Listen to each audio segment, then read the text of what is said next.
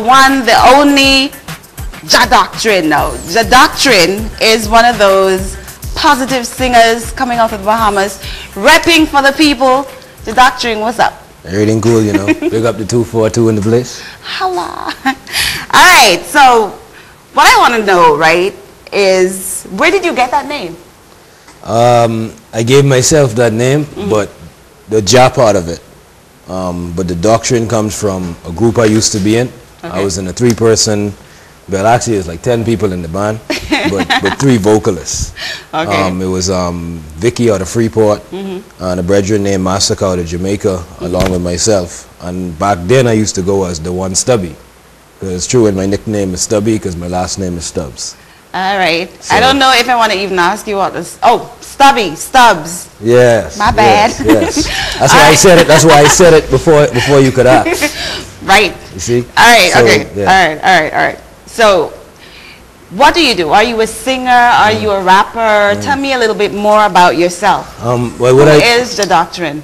No problem. Jah Doctrine is a dancehall, hip hop, and even reggae artist. You know what I mean? Like, I started off in the game back in, say, 98, 99, more or less just writing, rapping, on the poetry side, more lyrical than performing. And, you know, true, and I went off the foreign in 2001, got hooked up, you know, for school actually. I went off for school, but while I was there, you know, we're doing my alter ego thing, because, you know, you got to have one foot in the door and one foot out, Babylon that is.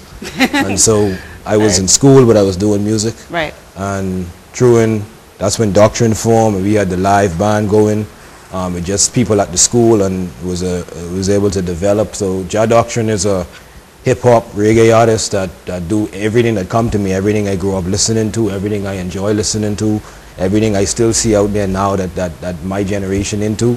That's what I bring out of me. All right. Yeah. You mentioned foreign. Which part of foreign you did there? I was Minnesota and Florida, but mostly Minnesota, and then eventually I made my way to Florida. Yeah, what were you studying? Don't tell me. Let me guess. Philosophy. Yeah, you know a lot, I know this. Of course, I know everything. That's what cool. were you doing studying philosophy? I mean, that's kind of a odd combination, philosophy. Yeah, I wasn't thinking. No, just joking. I mean, what kind of job can you get studying philosophy? Well, true, at the time, and I still plan on doing it actually.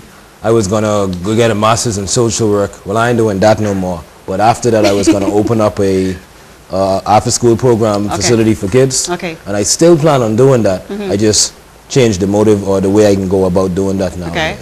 So when I did philosophy, I was doing what I was interested in, what I like, and what I wanted to learn about at the time.